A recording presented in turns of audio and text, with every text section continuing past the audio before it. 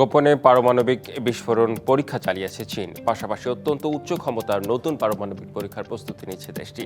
শুক্রবার জেনেভায় অনুষ্ঠিত ইউএন কনফারেন্স অন ডিসআরমামেন্টে এমন অভিযোগ তুলেছে যুক্তরাষ্ট্র। এমন কর্মকাণ্ড আন্তর্জাতিক পারমাণবিক পরীক্ষা নিষেধাজ্ঞা লঙ্ঘনের শামিল বলে মন্তব্য ওয়াশিংটনের।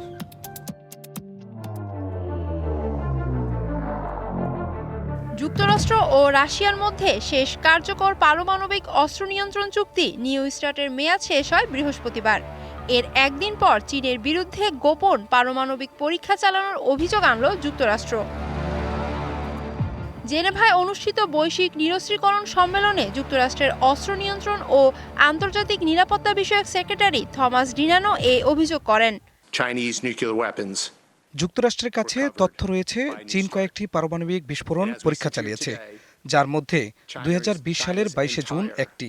এসব পরীক্ষা গোপন রাখতে চীন সামরিক বাহিনী বিস্ফোরণের ভূকম্পন আড়াল করার কৌশল ব্যবহার করেছে। যুক্তরাষ্ট্রের কাছে তথ্য রয়েছে চীন কয়েকটি পারমাণবিক বিস্ফোরণ চালিয়েছে, যার মধ্যে 2020 সালের 22 জুন একটি। এসব পরীক্ষা গোপন রাখতে বিস্ফোরণের ভূকম্পন আড়াল করার কৌশল ব্যবহার করেছে।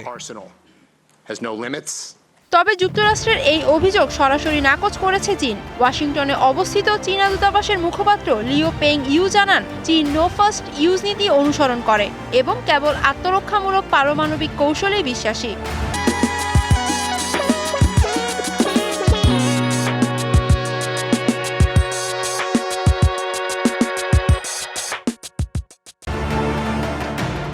এই অভিযোগ এমন এক সময় এলো যখন যুক্তরাষ্ট্র ও রাশিয়ার মধ্যে সর্বশেষ পারমাণবিক অস্ত্র নিয়ন্ত্রণ চুক্তি নিউ স্টার্টের কার্যকারিতা শেষ হয়েছে।